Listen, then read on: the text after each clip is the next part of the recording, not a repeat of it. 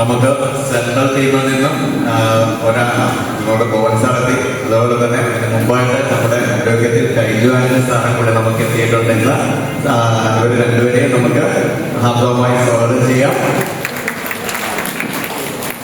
നമുക്ക് തുടങ്ങാം. എങ്ങനെ തുടങ്ങും? ആദ്യം നമ്മള് കളിക്കൂട്ടങ്ങളിലേക്ക് മാറുകയാണ്. നമ്മുടെ കൂട്ടുകാരെയൊക്കെ കണ്ടുപിടിച്ച് ഒരുമിച്ചാക്കണം അല്ലേ? ആണോ? അല്ല, നമ്മുടെ കൂട്ടുകാരൊന്നും അല്ല. നമുക്ക് ഇന്നിവിടെ വന്നതിൽ നിന്നുള്ള നമ്മളിപ്പോ എല്ലാവരും നമ്മുടെ കൂട്ടുകാരാണ്. പക്ഷെ എങ്കിലും ഒരുമിച്ച് നമുക്ക് കൊച്ചു കൊച്ച് കളിക്കൂട്ടങ്ങളിലേക്ക് മാറിക്കൊണ്ട് കുറെ കൂടി അടുത്ത് പരിചയപ്പെടാനുള്ള ഒരു പരിശ്രമം നമ്മൾ നടത്തുകയാണ്. നമ്മൾ ഈ പ്രാവശ്യം പറഞ്ഞല്ലോ, നമ്മൾ എടുത്തിരിക്കുന്നത് സംഖ്യ നിയമോത്തരം 3 പുസ്തകങ്ങളാണ്. അപ്പോ നമ്മൾ 12 ഗോത്രങ്ങളുണ്ടല്ലേ, 12 ഗോത്രങ്ങളിലേക്ക് നമ്മളൊന്ന് ചേക്കേറാനായിട്ട് പോവുകയാണ്. അപ്പൊ നമുക്കിവിടെ തീം സോങ് ഇടുമ്പോഴത്തേക്ക് നമ്മളൊന്ന് ഓരോ ഡാൻസ് ഒക്കെ നമുക്ക് കസേരയൊക്കെ ഒതുക്കിക്കേ. എത്രയും സമയം നോക്കിയത് ഇത് പതിയെ കിടക്കുന്നൊക്കെ ശരീരം പതിയെ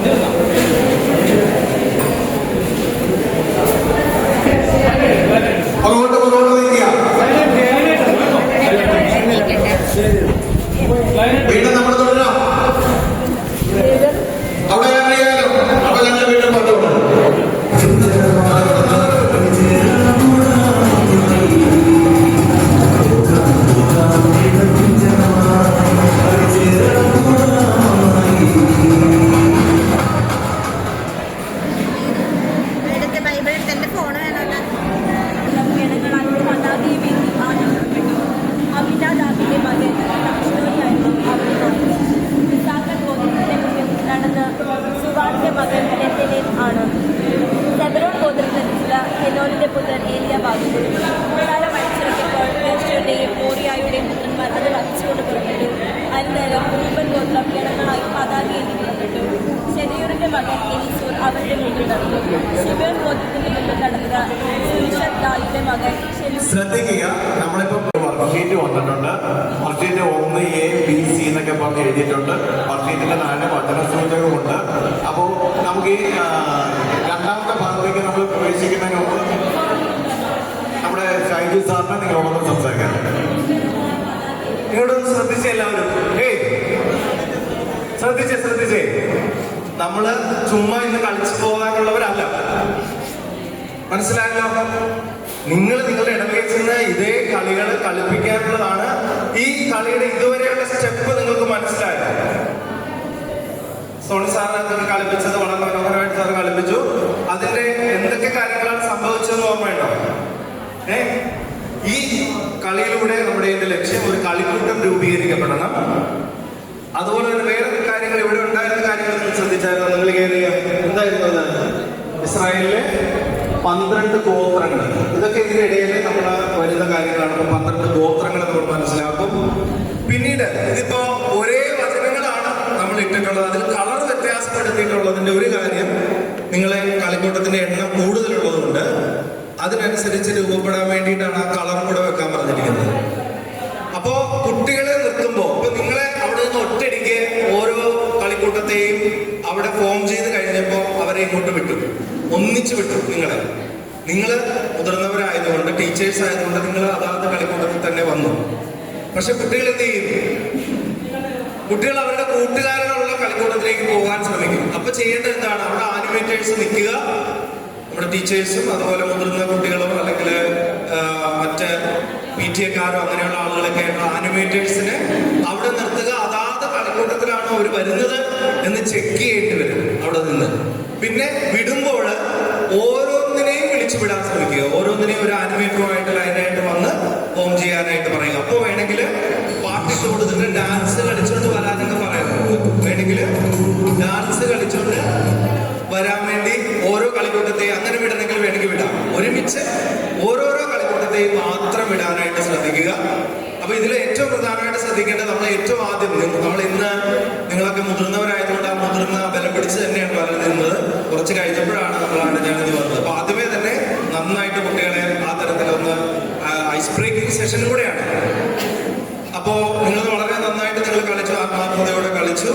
ഇനി ഇതേ കളിക്കൂട്ടത്തിൽ തന്നെ തുടരാനും തുടർന്ന് തരുന്ന വർക്ക് സോണി സാർ പറയുന്നതനുസരിച്ച് മുന്നോട്ട് പോവുകയും ചെയ്യും.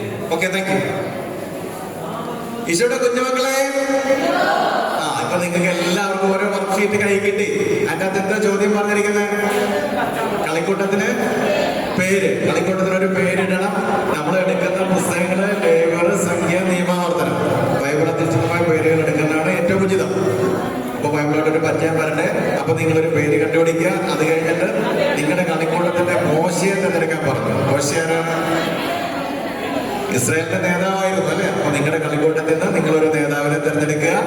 മോശയെ സഹായിക്കാനായിട്ട് ഒരു ജോയിന്റ് സെക്രട്ടറിയെ കൂടെ എടുക്കണം. അപ്പൊ അത് അഹറോൻ എന്നാണ് നമ്മളിവിടെ പറയുന്നത്. അപ്പൊ മോശയെ സഹായിക്കാനുള്ള അഹറോനെ എടുക്കാം. അപ്പൊ നിങ്ങളുടെ കളിക്കൂട്ടത്തിന്റെ പേര്, കളിക്കൂട്ടത്തിന്റെ ലീഡർ മോശ, അടുത്തത് അഹറോൻ. അത്രയും നിങ്ങൾ എടുക്കുക. അതിനുശേഷം അതിന്റെ താഴെ ഒരു ടാസ്ക് തന്നിട്ടുണ്ട്. ഉണ്ടോ? താഴെ ഒരു ടാസ്ക് ഉണ്ടോ? അതിന്റെ താഴെ ഒന്നും പറഞ്ഞിട്ടുണ്ടോ? പറഞ്ഞിരിക്കുന്ന കാര്യങ്ങൾ ചെയ്യാനായിട്ട് നിങ്ങൾ റെഡിയാകുക. അതെല്ലാം റെഡിയായതിനു ശേഷം റെഡിയാകാതെ കളിക്കൂട്ടം മാത്രം കൈയടിക്കുക. വെറുതെ കൈയടിക്കരുത്.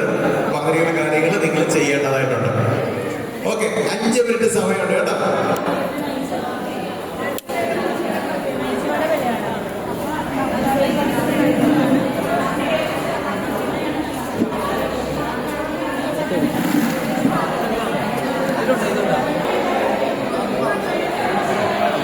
കഴിഞ്ഞു. ഇനി നമുക്കത് കാണാം.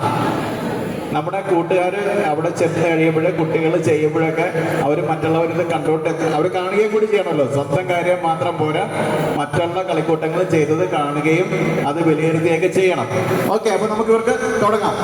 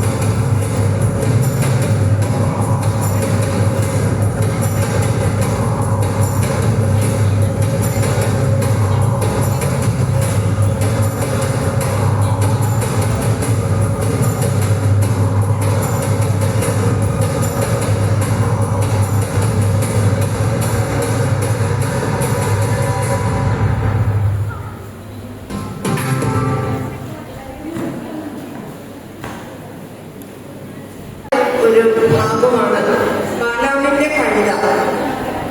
ബാലാമിന്റെ കഴുത. അവൻ പോയതുകൊണ്ട് ദൈവത്തിന്റെ കോപം ജ്വലിച്ചു. കർത്താവിന്റെ ദൂതൻ വഴിയിൽ അവനെതിരെ നിന്നു. കഴുതപ്പുറത്ത് സഞ്ചരിച്ചിരുന്ന ബാലാമിന്റെ കൂടെ 2 ഭൃത്യന്മാരുണ്ടായിരുന്നു. കർത്താവിന്റെ ദൂതൻ ഊരിയ വാളുമായി വഴിയിൽ നിൽക്കുന്നത് കണ്ട് കഴുത വയലിലേക്ക് ചാടി.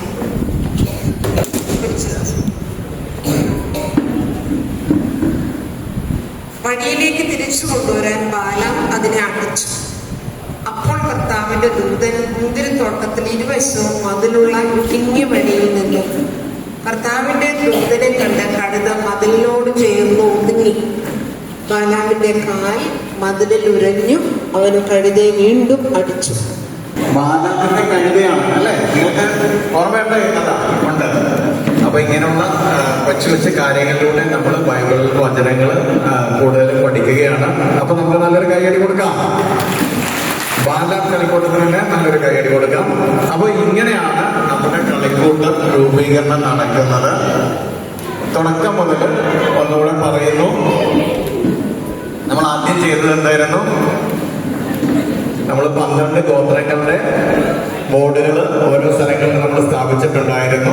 അത് കഴിഞ്ഞ് നമ്മൾ തീം സോങ് ഇട്ട് നമ്മളിവിടെ കളിച്ചുകൊണ്ടിരിക്കുന്ന സമയത്ത് സോങ് നിന്നപ്പോൾ നമ്മൾ ഏതെങ്കിലും ഒരു ഗോത്രത്തിലേക്ക്, നമുക്ക് ഇഷ്ടപ്പെട്ട ഒരു ഗോത്രത്തിലേക്ക് നമ്മൾ അവിടെ പോയി ചേക്കേറി അവിടെ നിന്ന് നമ്മൾ ഒരു പാട്ടിന് കോമൺ സ്റ്റെപ്പ് ഇട്ടു, കളിച്ചു. വീണ്ടും നമ്മൾ പാട്ടിട്ടപ്പോഴത്തേക്ക് അതിൽ ഏറ്റവും നന്നായി കളിക്കുന്ന കളിക്കൂട്ടത്തെ ആ ഗോത്രത്തിൽ നിൽക്കുന്ന കുട്ടികളെ നമ്മൾ സ്റ്റേജിലേക്ക് ക്ഷണിക്കുന്നു. അവർക്ക് സമ്മാനം കൊടുക്കുന്നു. സമ്മാനം കൊടുക്കുന്നത് വചന സൂചികകളാണ്. ആ വചന സൂചികകൾ നമ്മൾ ഹോളിൽ വേറെ എവിടെയെങ്കിലും പ്ലേസ് ചെയ്തിട്ടുണ്ടാകണം. ആ ഒരേ വചന സൂചിക കിട്ടിയവർ അവിടെ പോയി നിൽക്കുന്നു. വീണ്ടും നമ്മൾ കളി തുടരുന്നു. ഏറ്റവും നന്നായി കളിക്കുന്നവരെ നമ്മൾ വിളിക്കുന്നു. കളിക്കൂട്ടങ്ങളുടെ എണ്ണം കൂടുതലാണെങ്കിൽ ഒരേ സമയം നമുക്ക് 2 പേരെ വിളിക്കാം. നല്ലപോലെ കളിക്കുന്നവരുണ്ടെന്നുണ്ടെങ്കിൽ നമുക്ക് അങ്ങനെ വിളിക്കാം. അങ്ങനെ അവർ വീണ്ടും നറുക്ക് കൊടുക്കുന്നു. അങ്ങനെ 8 ഒരു കളിക്കൂട്ടത്തിൽ 8 പേര് ആകുന്നവരെ നമ്മൾ കളി തുടരാം. ഈ തന്നെയല്ല, ഇതിലുള്ളവരെല്ലാവരും എല്ലാ ഗോത്രങ്ങളും ആകുന്നവര്. അപ്പൊ നമ്മൾ ആദ്യം പാട്ട് നിന്ന സമയത്തേക്ക് നമ്മളൊരു ഗോത്രത്തിലേക്ക്, ആ ഗോത്രത്തിലേക്ക് ആരും കയറിയില്ല. അപ്പൊ നമ്മൾ ആ ഗോത്രം അവിടുന്ന് മാറ്റി, ആ ബോർഡ് നമ്മൾ അവിടുന്ന് മാറ്റും. പിന്നെ നമ്മൾ വിളിക്കുന്ന ഗോത്രം ഉണ്ടല്ലോ, നമ്മൾ നന്നായി കളിച്ച കളിക്കൂട്ടം, ആ ഗോത്രത്തിന്റെ ബോർഡ് നമ്മൾ അവിടുന്ന് മാറ്റും. വീണ്ടും നമ്മൾ തുടരുന്നു. അപ്പൊ 10-ൽ നിന്ന് 12-ൽ നിന്ന് 10ആയിട്ട് ചുരുക്കി. ഇതിങ്ങനെ 12 ഗോത്രങ്ങളും തീരുന്നവരെ നമുക്ക് കളി തുടരും. അപ്പൊ അന്നേരം ഇത് കളി തീരുന്ന സമയത്ത് കളിക്കൂട്ടങ്ങൾ സെറ്റായിട്ടുണ്ടാവും. അത് കഴിഞ്ഞാണ് നമ്മൾ ആ വർക്ക്ഷീറ്റ് കളിക്കൂട്ടത്തിലേക്ക് കൊടുക്കുന്നത്. ചാർട്ട് പേപ്പർ കൊടുക്കുന്നു, വർക്ക്ഷീറ്റിൽ പറയുന്ന പോലെ കാര്യങ്ങൾ ചെയ്യുന്നു. ഇതേപോലെ ടാസ്കുകൾ അതിൻ്റെ അകത്ത് പറഞ്ഞിരിക്കുന്നത് നമ്മളിവിടെ വന്ന് അവതരിപ്പിക്കാനായിട്ട് കുട്ടികളെ ക്ഷണിക്കുന്നു. കുട്ടികൾക്ക് ആവശ്യത്തിന് സമയം കൊടുക്കണം, അവർക്കൊന്ന് പ്രിപ്പയർ ആകാനും അതിൻ്റെ അകത്ത് ഇവിടെ അവതരിപ്പിക്കാൻ നല്ലതെന്നല്ല, അവർ പറഞ്ഞിരിക്കുന്ന കാര്യങ്ങളെല്ലാം അവതരിപ്പിക്കാനായിട്ട് അവർക്ക് അവസരം കൊടുക്കുക. ഇതാണ് നമ്മുടെ കളിക്കൂട്ട രൂപീകരണം എന്ന് പറയുന്നത്. ഇനി നമ്മൾ അടുത്ത ഒരു ആക്ടിവിറ്റിയിലേക്ക് നമ്മൾ പോവുകയാണ്. അതിന് മുമ്പായിട്ട് നമുക്ക് എസ് സാറ് നമുക്ക് നമ്മുടെ നമുക്ക് കുറച്ച് പാട്ടുകളുണ്ട്. വചനം നന്നായി ശ്രദ്ധിച്ചിടുകിൽ എന്ന ഗാനമാണ്.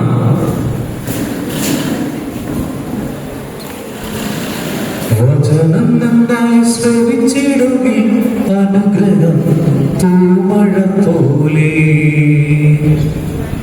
സർവവസ്തുക്കളും പ്രവൃത്തികളും അനുഗ്രഹം തൂമഴ തീർക്കും. എല്ലാ കളിക്കൂട്ടവും കണ്ടോ? ഓപ്പൺ ചെയ്തോ? ഓപ്പൺ ചെയ്തെന്ന് കൈ മുക്കി. ഇവിടെ കണ്ടുപിടിച്ചിട്ടില്ല. ഓപ്പൺ ചെയ്തോ? അവിടെ BFF 2026 ആദ്യത്തെ 6 വരി മാത്രമാണ് നമ്മളിപ്പോൾ പാടുന്നത്. വചനം നന്നായി ശ്രവിച്ചിടുകിൽ അനുഗ്രഹം തൂമഴ പോലെ. പടം ആ 2 വരുന്ന പടം. വചനം നന്നായി ശ്രവിച്ചിടുകിൽ അനുഗ്രഹം തൂമഴ പോലെ. ഒന്നുകൂടെ. വചനം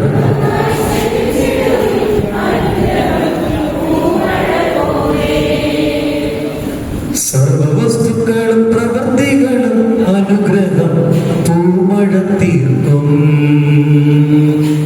സർവവസ്തുക്കൾ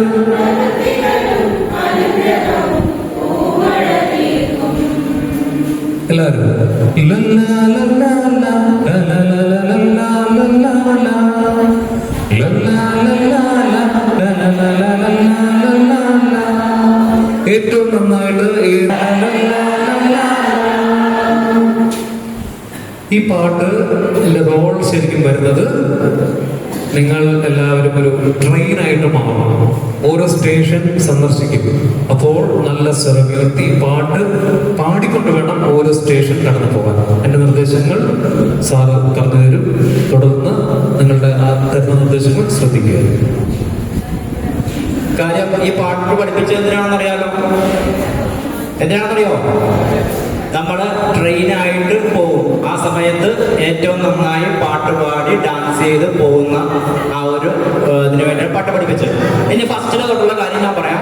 ഇവിടെ സെൻട്രൽ ഒരു കോളം വരച്ചിട്ടുണ്ട്, ഒരു റൗണ്ട് വരച്ചിട്ടുണ്ട്. നിങ്ങൾക്ക് ചുറ്റിനും ഓരോ കോളവും വരച്ചിട്ടുണ്ട്. അപ്പോൾ നിങ്ങൾ ഒരാളെ സെലക്ട് ചെയ്യണം. നിങ്ങളുടെ കൂട്ടത്തിൽ നിന്നും ഒരാളെ സെലക്ട് ചെയ്യും. സെലക്ട് ചെയ്തിട്ട് ഇപ്പൊ നിങ്ങളുടെ കയ്യിലൊരു ബലൂൺ വരും. ആ ബലൂൺ വീർപ്പിച്ച് അത് കെട്ടി റെഡിയായി നിൽക്കുക. എന്നിട്ട് ബാക്കി പിന്നെ പറയാം. ബലൂൺ നേരെ കാലിന്റെ ചുവട്ടിൽ വെക്കണം. ഫസ്റ്റ് ബലൂൺ ഊതുമ്പോ നേരെ താഴെ വെക്കണം. സെക്കൻഡ് ഫിസിൽ ഊതുമ്പോ ബലൂൺ തട്ടി ആദ്യം ആ റൗണ്ടിൽ കയറ്റുന്ന കളിക്കൂട്ടം ഫസ്റ്റ് ഇവിടെ വെക്കണം.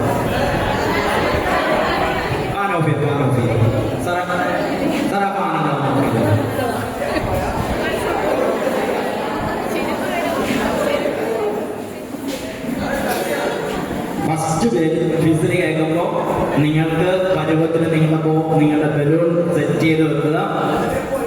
രണ്ടാമത്തെ ഫിസിൽ കേൾക്കുമ്പോൾ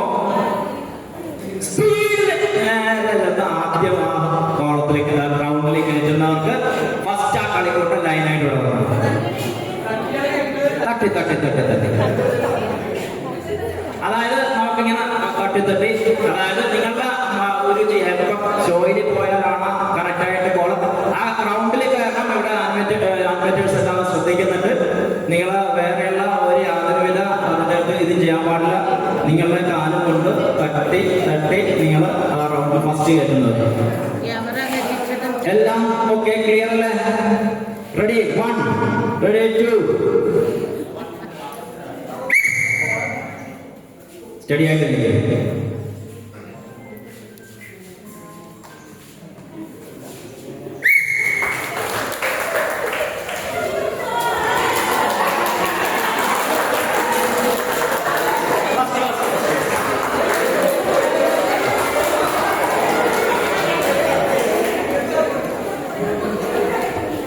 സോറി നിങ്ങൾ തിരിച്ചു വന്ന് നിങ്ങളെ ഈ കളി ഇത്ര നന്നായിട്ട് ഈ കളി പഠിച്ചിട്ടുണ്ടോ?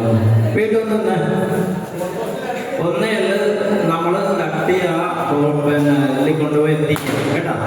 ഒരു പൊട്ടിയാ ഒരു പേര് കൊടുത്തു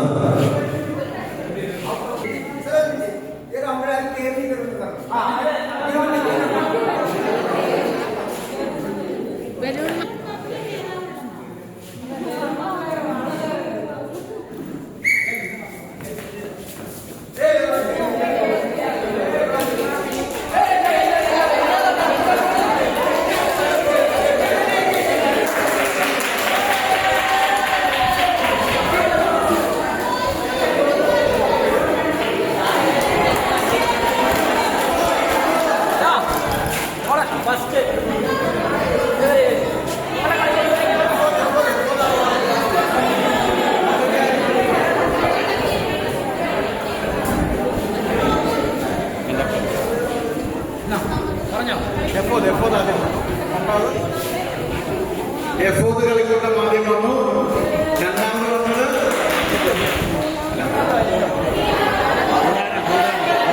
രണ്ടാമത് കൂടാരം. ഒന്ന് കയ്യടി, അമ്മക്ക് കണ്ടിട്ടൊരു നിൽക്കാറില്ലല്ലോ. മൂന്നാമത് പാലാം കയറി മറ്റുള്ളവർക്ക് എത്തിയിട്ടുണ്ട്. നമുക്ക് സ്ഥലപരിമിതി ഇവിടെ എത്തി ഉണ്ടായിരുന്നു. കുറച്ചുകൂടി നീളത്തിൽ നമ്മൾ അകലം കൊടുക്കണം. നിങ്ങൾ സെന്ററിൽ കളിപ്പിക്കും.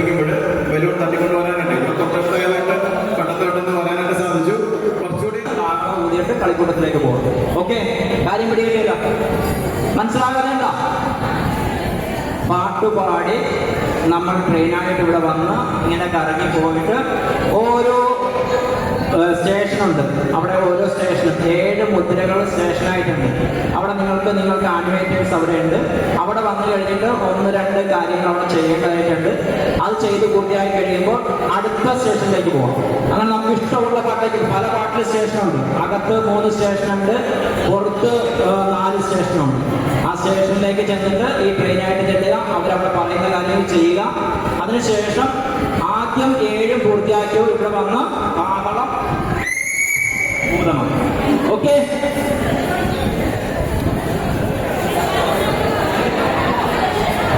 എല്ലാവരും സ്റ്റെപ്സ് പ്രാക്ടീസ് ചെയ്യുന്നതിന് തിരക്കിലാണ്. ഇവിടെ നിന്ന് എന്ത് പറഞ്ഞാലും അവരെ സ്റ്റെപ്സ് വിട്ടുള്ള ഒരു കളിയുണ്ട് കേട്ടോ. ഇതാണ് അത് ശ്രദ്ധിക്കുക. ഹലോ ടീച്ചറെ,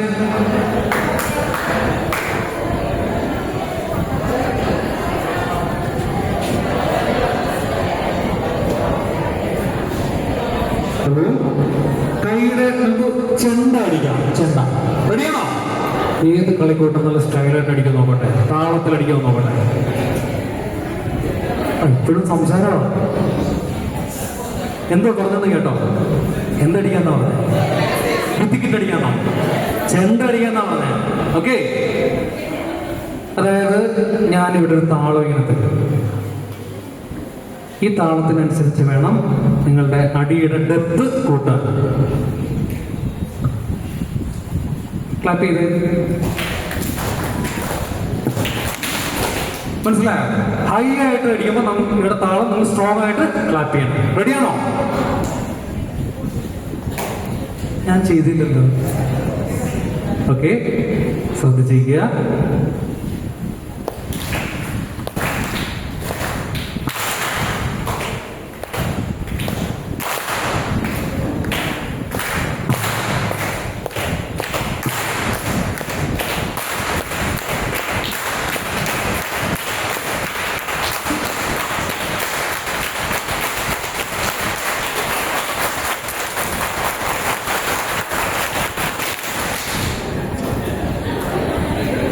ഓക്കെ,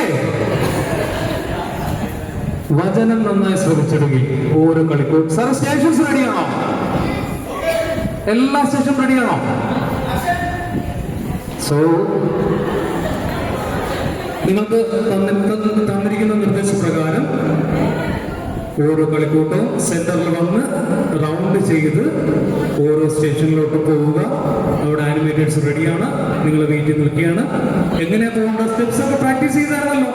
ആ കിടിലം സ്റ്റെപ്പൊക്കെ ഇട്ട് നല്ല ഉറക്കെ പാട്ട് പാടിക്കൊണ്ട് വേണം പോകാൻ. അപ്പൊ ആരാണ് ആദ്യം വിൻ ചെയ്ത കളിക്കൂട്ടം? സാറേ, ശരി, പേര് എഫോദ് ആദ്യം വരിക. 1, 2, 3 സ്റ്റാർട്ട്.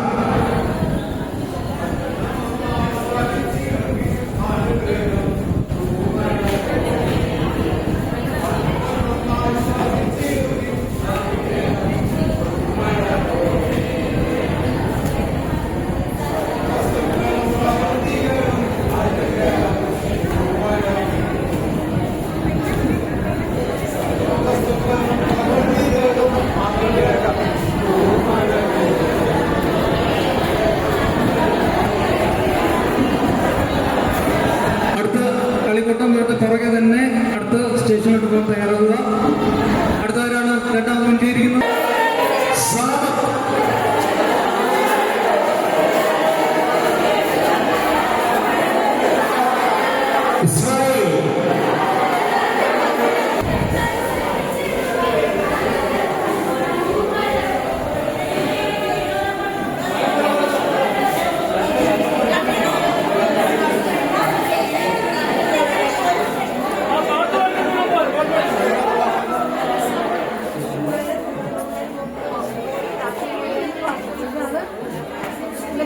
ഇറങ്ങി വന്ന് 12 പേരെ തിരഞ്ഞെടുക്കുന്നത് അല്ലേ? നമ്മൾ സന്നിധിയിലായിരിക്കുകയാണ് ഇപ്പോൾ. സ്റ്റാർട്ട്.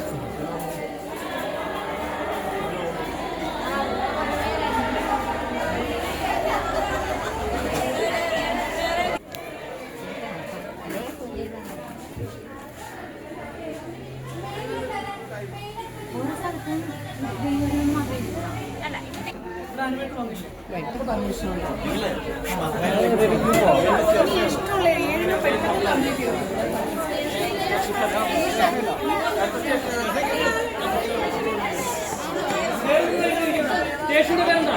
കൂട്ടായ്മ അതിലേക്ക് നിങ്ങളെല്ലാവരും സ്വാഗതം ചെയ്യുകയാണ്. അപ്പോൾ നമുക്കറിയാം, നമ്മൾ വ്യക്തിപരമായി നമ്മളുടെ കുറേ നെഗറ്റീവ് സ്വഭാവങ്ങൾ നമ്മളിൽ ഇന്നും വിട്ടുമാറാത്തതിൻ്റെ കാരണം അത് ആവർത്തനത്തിലൂടെ നമ്മുടെ ഉള്ളിലുണ്ട്. അപ്പോൾ നമ്മൾ വിശുദ്ധീകരിച്ച് നമ്മുടെ ഹൃദയം ഉണ്ടെങ്കിൽ മാത്രമേ ദൈവസന്നിധിയിൽ നിന്നും ദൈവിക മാർഗത്തിൽ നമുക്ക് വളരാൻ സാധിക്കൂ. അപ്പോൾ നമ്മളെ കോപിക്കുന്ന സ്വഭാവം, വെറുപ്പ്, വിദ്വേഷം, വൈരാഗ്യം, അങ്ങനെ ഏത് നെഗറ്റീവ് സ്വഭാവവും നമ്മുടെ ഉള്ളിലുണ്ടെങ്കിൽ അതിനെ നമ്മൾ വീണ്ടും വീണ്ടും പരിപോഷിപ്പിക്കുന്നതുകൊണ്ടാണ് നമ്മുടെ ഉള്ളിൽ. നമുക്ക് സഭ വച്ചിരിക്കുന്ന കുമ്പസാരം എന്ന കുദാശ ഈശോ കാൽവരി ക്രൂശിലൂടെ നേടിത്തന്നത്, ഈശോയുടെ ജീവൻ കൊടുത്ത്, ഈശോയുടെ അവസാനം കൊണ്ട് രക്തം കൊടുത്ത് മേടിച്ചെന്ന ഏറ്റവും വലിയ കുദാശയാണ്. ആ കുദാശ നമ്മൾ കൃത്യമായ രീതിയിൽ നമ്മുടെ പാപങ്ങളെ ക്രമമായി ഓർക്കുകയും അതിനെ വെച്ച് മനസ്സറിക്കുകയും നമ്മളത് ഏറ്റുപറയുകയും ചെയ്യുമ്പോൾ നമ്മുടെ ഹൃദയം വിശുദ്ധമാകും. നമ്മളൊരു വചനം വായിക്കുമ്പോഴാകട്ടെ, വിശുദ്ധഗതിയിൽ പങ്കെടുക്കുമ്പോഴാകട്ടെ, ഏതൊരു പ്രാർത്ഥനാകർമ്മത്തിലാകത്തും സ്വന്തമായിട്ടിരുന്ന് കർത്താവിന്റെ സന്നിധിയിലിരുന്ന് നമ്മുടെ ആ മാലിന്യങ്ങളെ, നമ്മുടെ പാപത്തെ നമ്മൾ പശ്ചാത്തപിച്ച് നമ്മൾ ഏറ്റുപറഞ്ഞ് ഈശോയോട് ഉപേക്ഷിക്കുന്നു.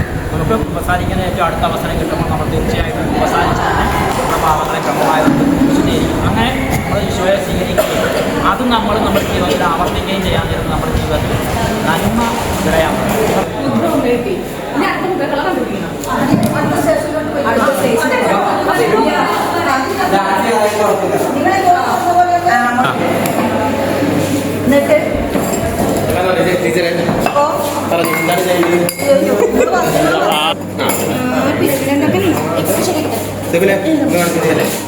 ഇത് കുറച്ച് നോക്കി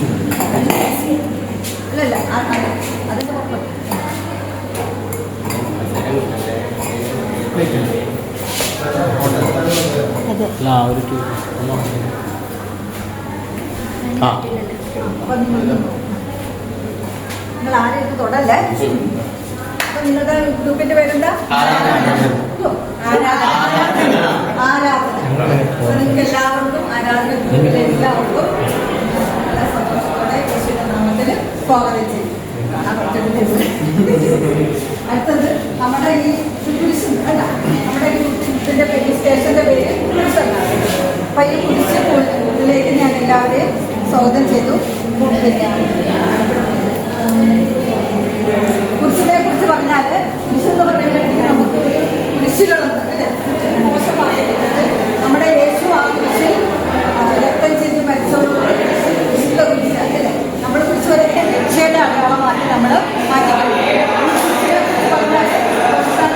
എന്ന് പറയുന്നത് ഞാൻ ഈ ക്ലാസ് തട്ടിത്താഴമാണ്. നിങ്ങൾ എന്ത് ചെയ്യണം? ഇത് പ്രൊട്ടക്ട് ചെയ്യണം. താഴെ വിടാതെ നിങ്ങൾ സൂക്ഷിക്കണം. മനസ്സിലായി? അതെല്ലാം കൂടി കുറച്ച് 30 വരും. അതുകൊണ്ട് നിങ്ങൾ എല്ലാവരും അടുത്തിവിടെ നിൽക്കുക. ഞാൻ എപ്പോഴും ടാസ്ക് തുടങ്ങിക്കഴിഞ്ഞു. ഞാൻ എപ്പോഴും നിങ്ങളവിടെ നിൽക്കുന്നില്ലെങ്കിൽ ഞാനിന്ന് കണ്ടു ടീച്ചറ് മാറ്റാവോ?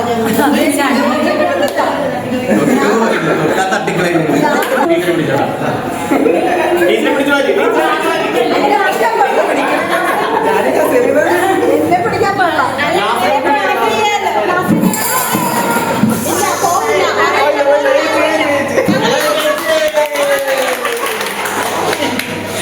ഓക്കെ, അപ്പൊ നിങ്ങൾ അതിനകത്ത് വിജയിച്ചിട്ട് നിങ്ങൾക്ക് 5 പോയിന്റ് കിട്ടും.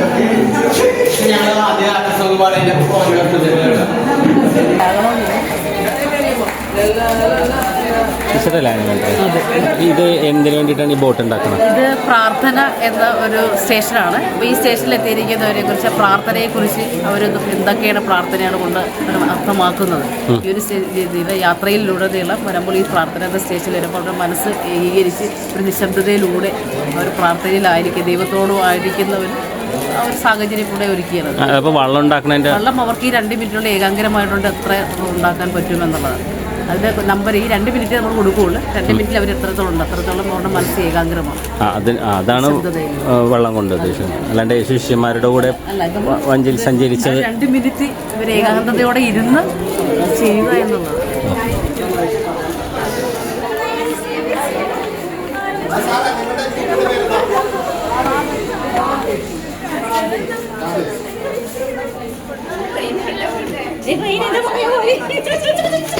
പ്രത്യേകം അഭിനന്ദിക്കുകയാണ്.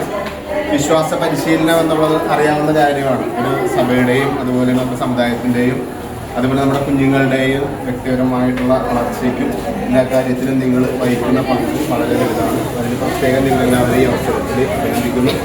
നിങ്ങൾ കാണിക്കുന്ന ഈ ഒരു താല്പര്യം ഇന്നും ഇതേപോലെ തുടർന്നുകൊണ്ടിരിക്കുക.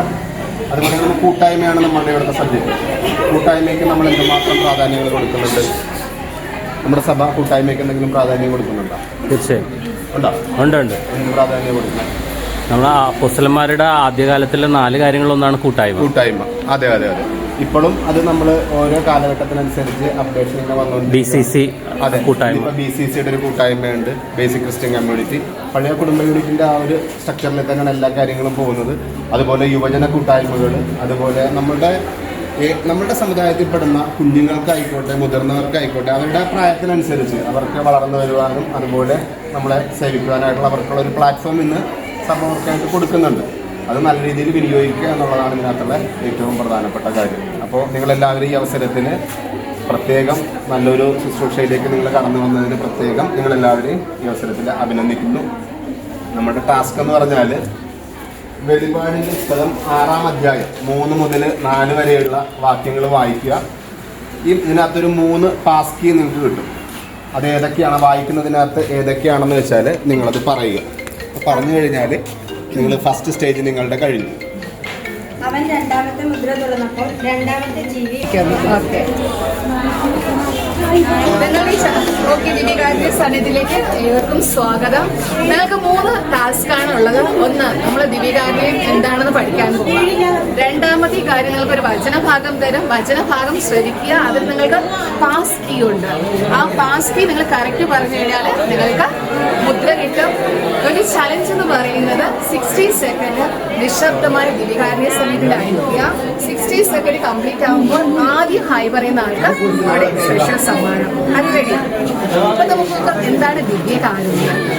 ദൈവമാനായി ആഗ്രഹിച്ച മനുഷ്യൻ ഏതെങ്കിലും തിരക്കപ്പെട്ട കനി ഭക്ഷിക്കുകയായിരുന്നു. അങ്ങനെ സ്വർഗം നഷ്ടപ്പെട്ട മനുഷ്യന് അവന്റെ ആഗ്രഹം പൂർത്തീകരിക്കാൻ ദൈവമാരായി മനുഷ്യനായി ദൈവമാരായി അപ്പമായി നമ്മൾ ഉപയോഗിക്കുന്നത്. അപ്പൊ ഇവിടെ ഒരു ചാൻസ് ആയിരിക്കുകയാണ് ദിവ്യകാരുണ്യത്തിലൂടെ യേശു തരുന്ന ചാൻസ് എന്താ? നീ എന്നെ പോലെ നിനക്കാകാം. നിന്റെ ആഗ്രഹം സാധിച്ചിരിക്കുകയാണ് നിനക്ക് ദൈവമാകാം. അപ്പൊ ഇനി വചനം ശ്രമിക്കാം. തുറന്നപ്പോൾ ഞാൻ നോക്കി, ആ 4 ജീവികളിൽ ഒന്ന് ഇടിനാദം പോലെയുള്ള സ്വരത്തിൽ വരിക എന്ന് പറയുന്നത് ഞാൻ കേട്ടു.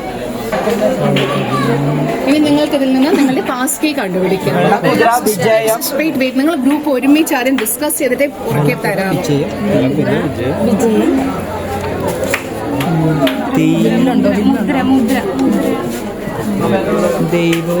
വചനത്തിന്റെ അടിസ്ഥാനത്തിൽ എടുക്കുക പാസ് കീ. നിങ്ങൾ മുദ്രയ്ക്ക് അർഹരായി തീർന്നിരിക്കുകയാണ്. ഇനി അടുത്തൊരു ചലഞ്ച് കൂടെ ഉണ്ട്. ചലഞ്ച് 60 സെക്കൻഡ് കണ്ണടച്ച് ഭക്തിപൂർവ്വം ദിവ്യകാരുണ്യ സന്നിധിയിലായിരിക്കുക. 60 സെക്കൻഡ് കംപ്ലീറ്റ് ആകുമ്പോൾ ആദ്യം ഹായ് പറയുന്നയാളുടെ സമ്മാനം. Okay, start.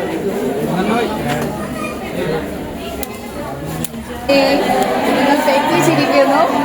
30 സെക്കൻഡ്സ് ആയതേ ഉള്ളൂ നിങ്ങൾ ഹായ് പറഞ്ഞു. ആ ചലഞ്ചിൽ മാത്രം നിങ്ങൾ ഫെയിലായിരിക്കുന്നത്. എനിവേ മുദ്ര ഉണ്ട്. മുദ്രയും കൊണ്ട് അടുത്ത സ്റ്റേഷനിലോട്ട് നിങ്ങൾക്ക് യാത്രയാണ്. ആരാണ് ക്യാപ്റ്റൻ? ചലഞ്ച് എന്ന് പറയുന്നത് നിങ്ങൾ 91 സങ്കീർത്തനം അതൊരു ചെയിനായിട്ട് വായിച്ചു പോകും. ഒരാൾ തുടങ്ങി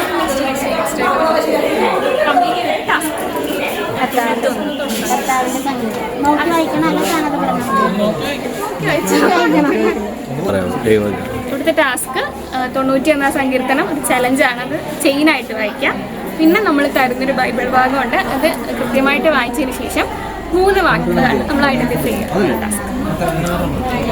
ഇത് ഞാൻ അടുത്തൊരു ടാസ്ക് തരാൻ പോയി. വെളിപാടിൻ്റെ പുസ്തകം ആരാണ് ആദ്യമേ എടുക്കാൻ പോണത്? വെളിപാടിൻ്റെ പുസ്തകം എടുത്തിട്ട് 6-ാം അധ്യായം 5 മുതൽ 6 വരെയുള്ള വാക്യങ്ങൾ. അവൻ 3-ാമത്തെ മുദ്ര തുറന്നപ്പോൾ വരിക എന്ന് 3-ാമത്തെ ജീവി പറയുന്നത് ഞാൻ കേട്ടു.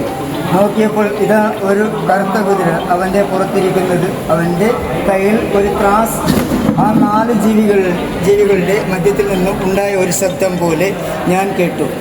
ഒരു ധനാറയ്ക്ക് ഇടങ്ങഴി ഗോതമ്പ് ഒരു ധനാറ. ഞാനൊരു കേസ് ഷീറ്റ് നിങ്ങൾക്ക് തരും. ഇതിൽ നിന്ന് നിങ്ങളുടെ പാസ് കീ എന്നോട് പറഞ്ഞു കഴിഞ്ഞാൽ ഞാൻ നിങ്ങളുടെ അടുത്ത സ്റ്റേഷനിലേക്ക് വിടുന്നതായിരിക്കും. വേഗം കണ്ടുപിടിച്ചോളൂ. മിടുക്കികളാണല്ലോ. ആരാണ് നിങ്ങളുടെ മോശ? അടുത്ത സ്റ്റേഷനിലേക്ക് ഓടിക്കോളൂ, പോയിക്കോളൂ.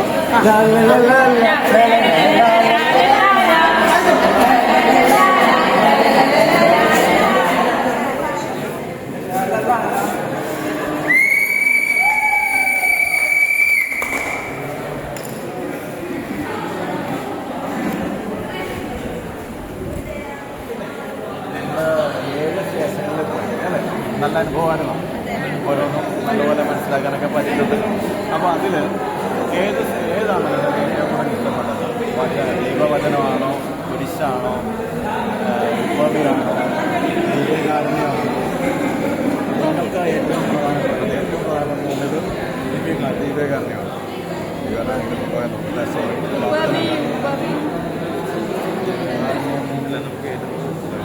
ദിവ്യകാരണം കൊണ്ടുപോയി. നിങ്ങൾ ദിവ്യകാരണത്തിൽ പോയില്ലായിരുന്നു? പോയില്ലായിരുന്നു. അപ്പോൾ ദിവ്യകാരണം കൊണ്ടുപോയി ആൾക്കാരിൽ കൊണ്ടുപോയി. കൂട്ടായ്മയുണ്ട്, കുമ്പസാരമുണ്ട്, കൂട്ടായ്മ ഭാവിയുണ്ട്.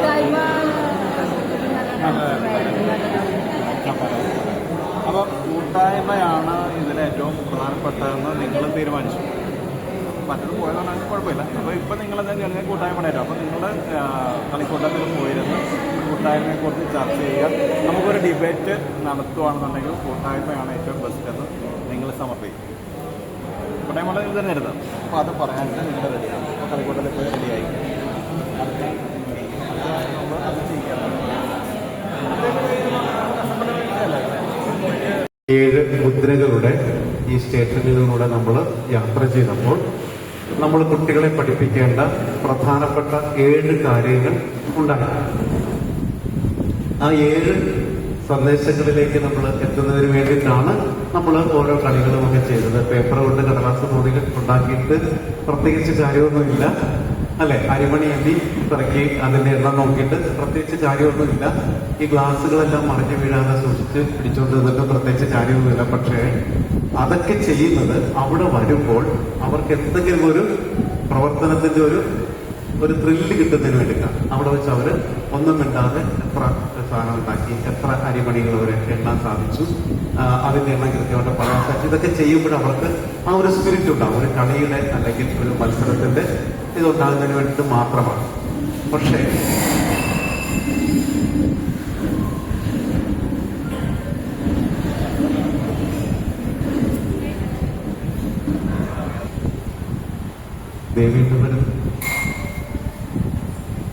ഇവിടെ വന്നിരിക്കാമോ? 7ാമത്തെ സ്റ്റേഷനിൽ നമ്മൾ എത്തുമ്പോൾ, പ്രാർത്ഥന എന്ന് പറയുന്ന സ്റ്റേഷനിൽ എത്തുമ്പോൾ അവിടെ നമ്മൾ ഒന്നാമതായിട്ട് പറയുന്നത്, അവിടെ നമ്മൾ കണ്ടെത്തുന്ന 3 കാര്യങ്ങൾ: അരമണിക്കൂർ നേരത്തെ വലിയ നിശബ്ദത, ദൂതന്മാർ, കാഹളമുറിവ്. ഇതായിരുന്നു നമ്മളുടെ പാസ്, അല്ലേ?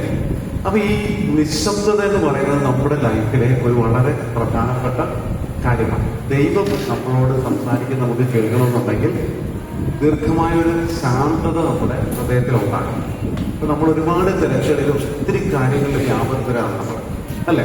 അത് നമ്മൾ മനസ്സിലാക്കുകയും കുട്ടികളെ മനസ്സിലാക്കി കൊടുക്കുകയും വേണം. ദൈവത്തിന്റെ സന്നിധിയിൽ അല്പസമയം ശാന്തമായി ഇരുന്ന് ദൈവം പറയുന്നത് നമ്മുടെ ആത്മാവിന്റെ കാതുകൾ കൊണ്ട് ശ്രവിക്കാനായിട്ട് നമ്മൾ കുട്ടികളെ പഠിപ്പിക്കണം.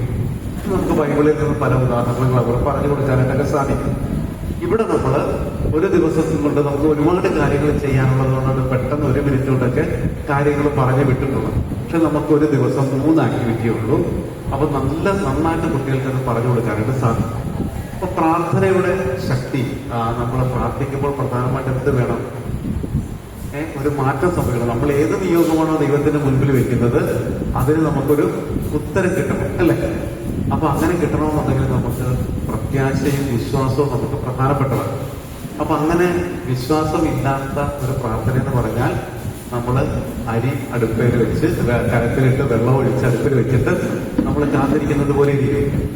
തീ ഇല്ല എന്നുണ്ടെങ്കിൽ അരിക്കൊരു മാറ്റവും സംഭവിക്കത്തില്ല. അപ്പൊ അതുപോലെ തന്നെ നമുക്ക് നല്ല പ്രാർത്ഥനയ്ക്ക് ഉത്തരം ലഭിക്കുമെന്നുള്ള ഉറപ്പായ ബോധ്യവും വിശ്വാസവും നമുക്ക് വേണം. അപ്പൊ അതുകൊണ്ട് നമ്മൾ പറയണം, നമ്മുടെ ജീവിതത്തിൽ തെറ്റ് പറ്റാതിരിക്കാൻ വചനം കൃത്യമായി മനസ്സിലാക്കുക, പഠിക്കുക, അത് ജീവിക്കാൻ ശ്രമിക്കുക. വചനമായി ജീവിക്കാനായിട്ട് അല്ലെങ്കിൽ വചനം അനുസരിച്ച് ജീവിക്കാനായിട്ട് നമ്മൾ ശ്രമിക്കുക എന്നുള്ള ഒരു വ്യക്തത നമ്മുടെ കുട്ടികൾക്ക് നന്നായി മനസ്സിലാക്കി കൊടുക്കേണ്ടതുണ്ട്. നാളെ അങ്ങനെ നമുക്ക് ഒരുമിച്ച് നിൽക്കാനായിട്ടൊക്കെ സാധിക്കും എന്നൊക്കെ ഉള്ളത് നമ്മൾ അവരെ പഠിപ്പിക്കുന്നുണ്ട്, കളിക്കുന്നുണ്ട്, രസിക്കുന്നുണ്ട്. പക്ഷെ ഈ സന്ദേശങ്ങൾ അല്പം പോലും അതിന്റെ ഉദ്ദേശം നഷ്ടപ്പെട്ടു പോകാതെ പഠിപ്പിക്കാൻ എല്ലാവരും ശ്രമിക്കണം. We